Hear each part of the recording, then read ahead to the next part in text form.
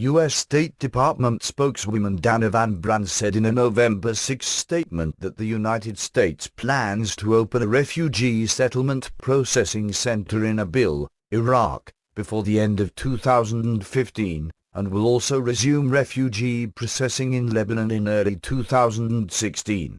The announcement was made just 1 week before the terrorist attacks in Paris that killed 129 people and wounded more than 350 others. During a joint press appearance in Berlin on September 20 with German Foreign Minister Frank-Walter Steinmeier, Secretary of State John Kerry previewed the Obama administration's plan to drastically increase the flow of refugees into the United States, mentioning specifically refugees from Syria.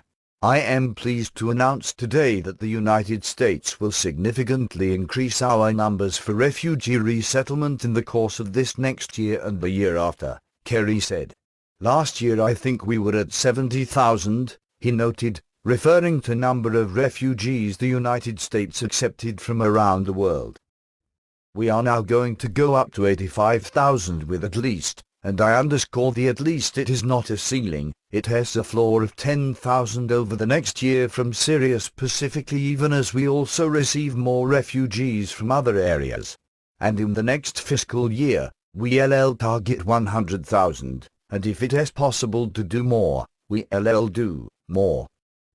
A CNN report in September noted that the number of requests for asylum made by Syrian refugees to France has been relatively low, but they predicted they will surely increase now that French President François Hollande has said France is ready to take on more responsibility and host 24,000 refugees over the next 2 years. Hollande said the 24,000 number would be France's share under a proposal by the European Commission for EU nations to take in 120,000 refugees over the next 2 years. "We will do so because it is the principle to which France is committed," CNN quoted Hollande. Hollande did not revise his offer following the November 13 terrorist attacks, but did address a joint session of Parliament in the Palace of Versailles that began with the words, "France is at war." During his speech, Hollande announced an increase in police recruitment, a halt to layoffs in the army, and a constitutional amendment to strengthen the fight against terrorism.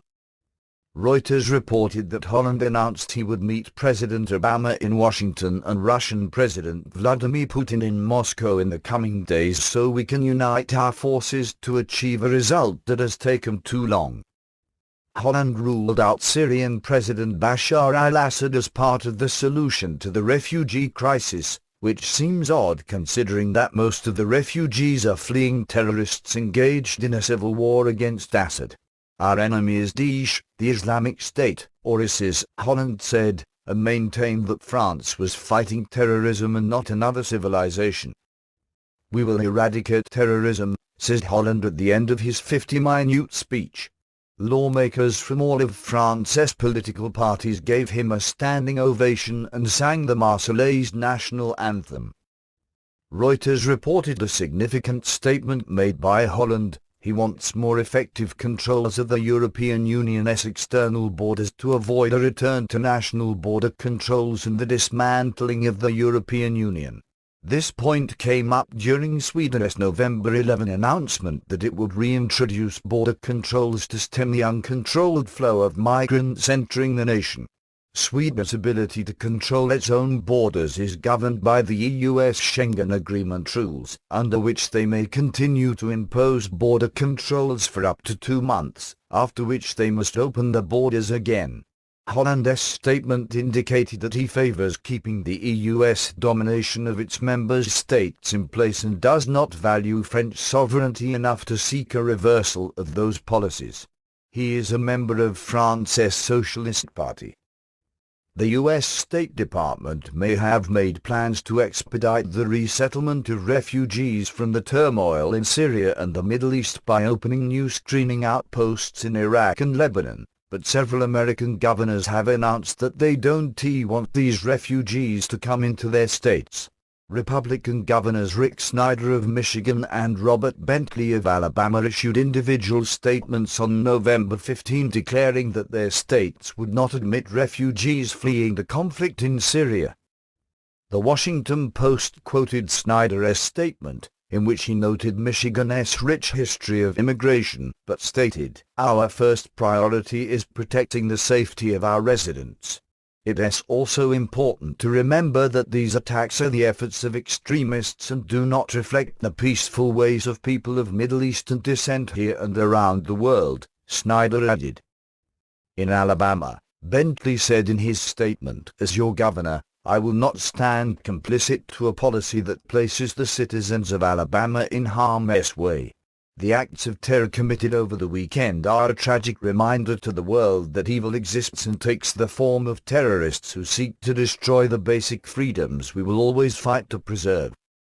On November 16, 5 more governors, all Republicans, joined Snyder and Bentley in issuing similar policy statements. These included Greg Abbott of Texas, Asa Hutchinson of Arkansas, Mike Pence of Indiana, Bobby Jindal of Louisiana, and Phil Bryant of Mississippi. Abbott, the governor of the nation's second-largest state in both area and population, sent an open letter to President Obama that stated, in part, "As governor of Texas, I write to inform you that the state of Texas will not accept any refugees from Syria in the wake of the deadly terrorist attack in Paris.